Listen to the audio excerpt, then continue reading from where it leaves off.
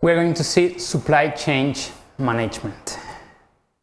What is supply chain management? It's the management of the network of businesses that take part in providing products or services to end users. It starts with the acquisition of raw materials and deals with all the processes involved until a final product or service is delivered to the end user.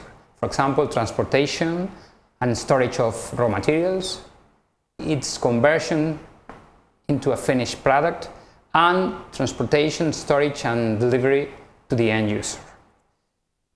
Which is the main function of a supply chain management? It's to track and manage the movement and storage of raw materials, work in process inventory, and finished goods from origin to consumption.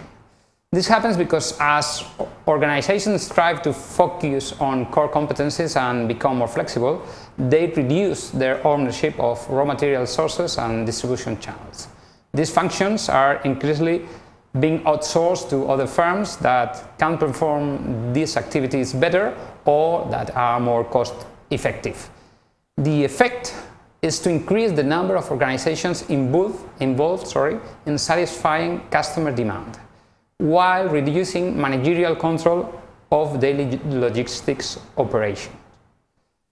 Less control and more supply chain partners led to the creation of the concept of supply chain management.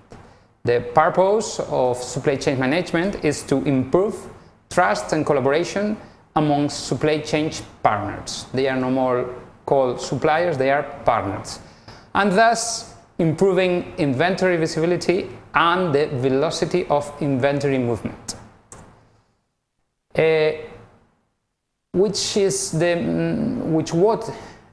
Supply chain management deals. It deals with selecting providers, selecting warehouse locations and optimal levels of raw materials inventory, selecting transport routes and means of transportation, selecting factory and process within this factory's location, selecting warehouse location and inventory levels of finished products, and delivering finished goods to end customers.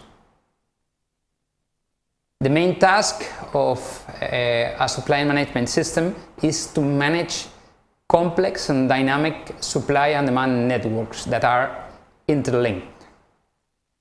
The objectives are to get the exact amount of material or services required to make the finished products at the exact moments when they are needed, to find suppliers of materials or services who are both competitive in price and reliable in quality, agreed delivery time and capacity of production, to maintain optimal levels of inventory of materials and finished products, and to minimize inventory loss.